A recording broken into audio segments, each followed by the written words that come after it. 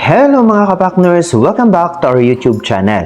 It's Pakners Farm Vlog, ang kapakners nyo sa pag-aayupan. So ayun na nga mga kapakners, it's our second day ng paglalagay ng net sa aming lote na pag-aalagaan ng kambing at manok. Kasama ko pa rin nga pala mga kapakners ang aking dalawang masisipag na pamangkin na sina Bobong at Totoy. Sila ang naglalagay ng tali sa itaas at ibabang bahagi ng binili kong net. Medyo matrabaho at kailangang pagtiyagaan ang pagsusuot ng tali sa net para maayos ang pagkakaunat ng net kapag nahila na ang tali.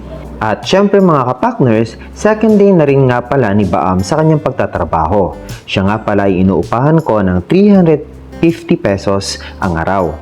Bukod sa mas mapapadali ko ang aking planong paglalagay ng net, ay matutulungan ko din siyang magkaroon ng income sa maghapon. Talagang hindi basta ang pagsisimula sa pag-aalaga ng kambing at manok dahil tulad ng nakikita nyo ay dapat masecure din ang kanilang pagpapastulan. Tumutulong na ako sa paglalagay ng net upang masigurado kong quality ang pagkakakabit nito at upang makita ko din ang mga dapat pang palpalan upang hindi makalabas ang mga alagang manok. Si Baam ay pinafocus ko na lang muna sa paglalagay ng poste habang ang aking dalawang pamangkin naman ay agad nang nakaabang para maglagay ng tali sa net. O, saan ka pa? Worth it ang pagpapagawa ko dahil may quality na, mabilis pa. Ganyan talaga kapag focus ka sa iyong plano.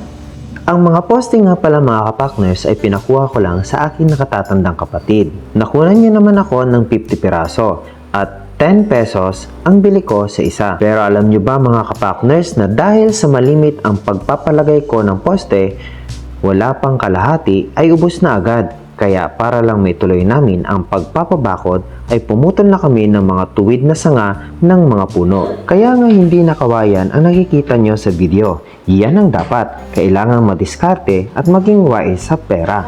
Ang lagi ko lang talagang pinapanalangin mga kapakners ay sana lumago at umunlad ang aking kambingan at manukan.